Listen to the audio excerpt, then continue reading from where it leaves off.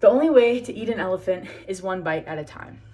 In 1765, Samuel Adams began writing editorials against the Stamp Act that England had placed on the colonies, calling it taxation without representation, the first step towards tyranny. After garnishing support, he founded the Sons of Liberty, and with their momentum, they were at the forefront of the Boston Tea Party and the Battle of Lexington.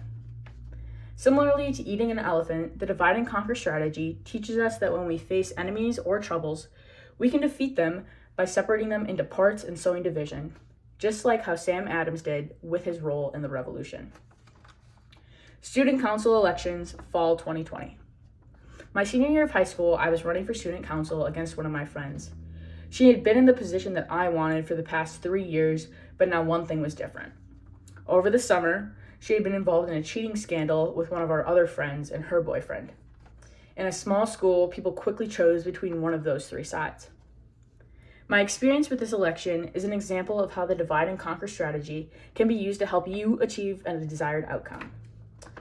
1. Exploit internal division. After the scandal, I went from person to person within my class, figured out which of those three sides they were on, and then I played to the morals and values that they held. And I pointed to how this other girl's lack of values wasn't aligned with what they believed in. And because the two girls involved were close friends, I was able to widen that gap and sway people away from voting for her, even if they were her friend, because they wanted to be loyal to this other friend. 2. Target individuals one by one, eliminating them from reinforcing each other. I wouldn't speak to people in groups. Instead, I would find an excuse to talk to them individually so that there were no other opinions to be voiced. And this kind of goes back to that first one with exploiting internal division. Because there was no backup for this other side to be heard. 3. Deception and psychological warfare. This is the part that I feel a little bit guilty about.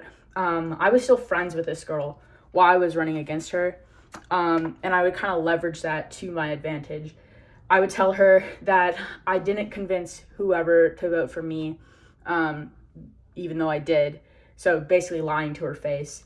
And then I would also say that in reality, I was just trying to convince this person to not vote for the third person that was running. So I wasn't necessarily advocating for myself or for her. It was more against this third party. 4. Finding the weak points. This is the most important step because I couldn't have used all of those 3 other steps without first identifying the weak link.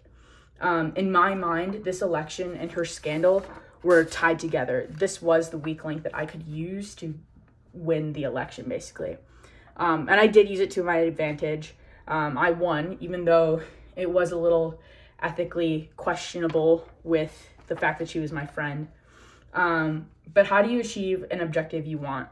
It's similar to elephants, enemies, and elections. One bite at a time.